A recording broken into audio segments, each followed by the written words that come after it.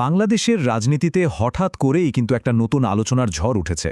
ভাবা যায় অন্তর্বর্তীকালীন সরকারের একজন প্রভাবশালী উপদেষ্টা নির্বাচনে দাঁড়ানোর ঘোষণা দিয়েছেন। তো এই এক ঘোষণায় কি প্রশ্ন তৈরি হলো আর এর প্রভাব ঠিক কতটা পড়তে পারে, চলুন সেটাই একটু ধাপে ধাপে জেনে নেওয়া যাক।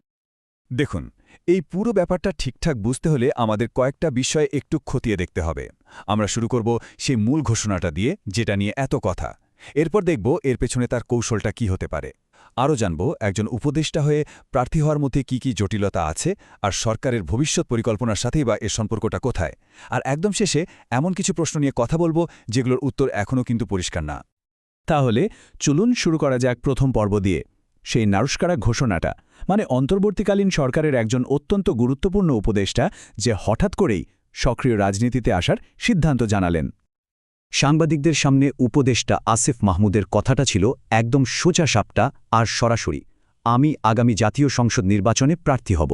আর এই একটা বাক্যই কিন্তু দেশের রাজনৈতিক মহলে রীতিমতো একটা ভূমিকম্প ঘটিয়ে দেওয়ার জন্য যথেষ্ট ছিল। এখন প্রশ্ন আসতেই পারে, আচ্ছা, কে এই আসিফ মাহমুদ, আর কেনই বা তার এই ঘোষণাটা এত বড় একটা ব্যাপার হয়ে দাঁড়াল? দেখুন, তিনি শুধু একজন উপদেষ্টাই নন, তিনি দুটো খুবই প্রভাবশালী মন্ত্রণালয়ের দায়িত্বে আছেন। একটা হলো স্থানীয় সরকার, পল্লী উন্নয়ন ও সমবায়, আর অন্যটা যুব ও ক্রীড়া। মানে একেবারে সরকারের ক্ষমতার কেন্দ্রবিন্দুতে থাকা একজন মানুষ যখন নির্বাচনে আসার কথা বলেন, তখন সেটার সাধারণ কোনো ঘোষণা থাকে না। আর দেখুন, ব্যাপারটা যে শুধু কথার কথা না, সেটার প্রমাণও তিনি দিয়েছেন। তার প্রথম পদক্ষেপটাই ছিল বেশ কৌশলগত। ঢাকার খুবই গুরুত্বপূর্ণ একটা আসন, ঢাকা 10-এর ভোটার হয়েছেন। এর মানে কি? মানেটা একদম পরিষ্কার, তার টার্গেট খোদ রাজধানী ঢাকা। আচ্ছা, ঘোষণা তো দেয়া হলো, কিন্তু আসল প্রশ্নটা তো অন্য জায়গায়। তার কৌশলটা কি হতে যাচ্ছে? তিনি কি একা লড়বেন, নাকি কোনো বড় দলের হয়ে মাঠে নামবেন? এটাই আমাদের দ্বিতীয় পর্বের মূল আলোচনার বিষয়। স্বাভাবিকভাবেই সবার মনে যে প্রশ্নটা ঘুরপাক খাচ্ছিল, সাংবাদিকরা সেটাই তাকে সরাসরি করে বসেন। নির্বাচনে তো আসছেন, কিন্তু কোনো রাজনৈতিক দলে কি যোগ দিচ্ছেন? তার উত্তরটা ছিল, বলা যায়, বেশ মেপে দেওয়া। তিনি বললেন, এখন পর্যন্ত পরিকল্পনা স্বতন্ত্র নির্বাচন করার। খেয়াল করুন, এই এখন পর্যন্ত শব্দ দুটোর কিন্তু রাজনীতিতে অনেক বড় মানে আছে। সোজা কথায়, তিনি ভবিষ্যতের সব দরজা খোলা রাখছেন। আর ঠিক এই জায়গা থেকেই ব্যাপারটা আরও ইন্টারেস্টিং হয়ে ওঠে। একজন সাংবাদিক তো সরাসরি একটা গুঞ্জনের কথাই তুলে ধরলেন। তিনি বললেন, বিএনপি এখনও ঢাকা 10 আসনে তাদের কোনো প্রার্থী ঘোষণা করেনি, তাহলে কি আসনটা তার জন্যই ফাঁকা রাখা হচ্ছে? এই প্রশ্নের জবাবে আসিফ মাহমুদ খুব শক্তভাবেই সব জল্পনা উড়িয়ে দেন।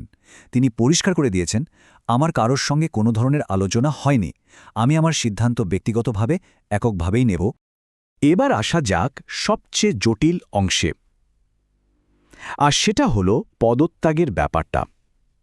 যে উপদেষ্টার মূল কাজ একটা নিরপেক্ষ নির্বাচন নিশ্চিত করতে সাহায্য করা, তিনি নিজেই যখন প্রার্থী, তখন একটা স্বার্থের সংঘাতের প্রশ্ন তো উঠবেই, তাই না? আর এটাই এখন আলোচনার একেবারে কেন্দ্রে। তাহলে সবচেয়ে বড় প্রশ্ন এখন এটাই, তিনি উপদেষ্টা পরিষদ থেকে পদত্যাগ করছেনটা কবে? কারণ অন্তর্বর্তীকালীন সরকারের নিরপেক্ষতার উপর আস্থা রাখার জন্য এই প্রশ্নের উত্তর জানাটা খুব জরুরি। তার উত্তরটা কিন্তু বিষয়টাকে আরও একটু ঘোলাটে করে দিল। তিনি বলছেন, তার পদত্যাগ নির্ভর করছে সরকারের উচ্চ পর্যায়ের সিদ্ধান্তের ওপর। এর মানে কি দাঁড়ালো? মানে হলো, তার ব্যক্তিগত রাজনৈতিক কেরিয়ারের সিদ্ধান্ত এখন সরকারের সিদ্ধান্তের সাথে জড়িয়ে গেল।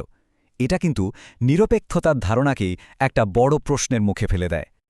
তো নিজের ব্যক্তিগত পরিকল্পনার কথা তো তিনি বললেনই, এর পাশাপাশি অন্তর্বর্তীকালীন সরকারের পুরো রোডম্যাপটা কেমন সেটারও একটা ধারণা দিয়েছেন। চলুন এবার সেটাই একটু দেখে নেওয়া যাক। তার কথা থেকে যা বোঝা যায়, এই সরকারের সামনে মূলত 3টে বড় কাজ। প্রথমটা হলো সংস্কার, দ্বিতীয়টা হলো বিচার, আর তৃতীয় এবং সবচেয়ে গুরুত্বপূর্ণ, একটা গণতান্ত্রিক রূপান্তর ঘটানো, মানে একটা সুষ্ঠু নির্বাচন দেওয়া। এই 3টিই হলো সরকারের কাজের মূল ফোকাস। আচ্ছা, তো এই কাজগুলো এখন কি অবস্থায় আছে? তিনি যা জানালেন, বিচার ব্যবস্থা নিয়ে এই মাসেই একটা বড় অগ্রগতির খবর আসতে পারে।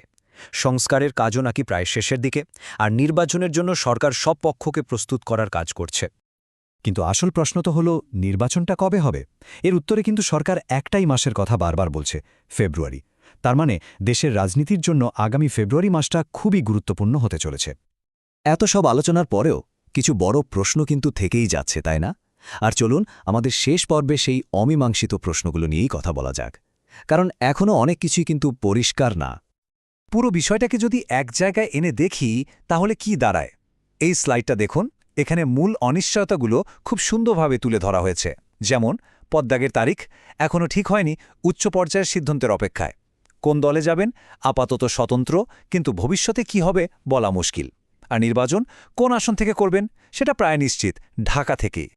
তো সবশেষে আমরা সেই মূল প্রশ্নটাতেই ফিরে আসি, যে সরকারের প্রধান লক্ষ্য একটা নিরপেক্ষ গণতান্ত্রিক রূপান্তর ঘটানো। সেই সরকারেরই একজন উপদেষ্টা যখন নিজেই রাজনীতির মাঠে নেমে পড়েন, তখন এটা আসলে কিসের ইঙ্গিত দেয়? এই প্রশ্নের উত্তরের মধ্যেই হয়তো বাংলাদেশের আগামী দিনের রাজনীতির ভবিষ্যৎ লুকিয়ে আছে।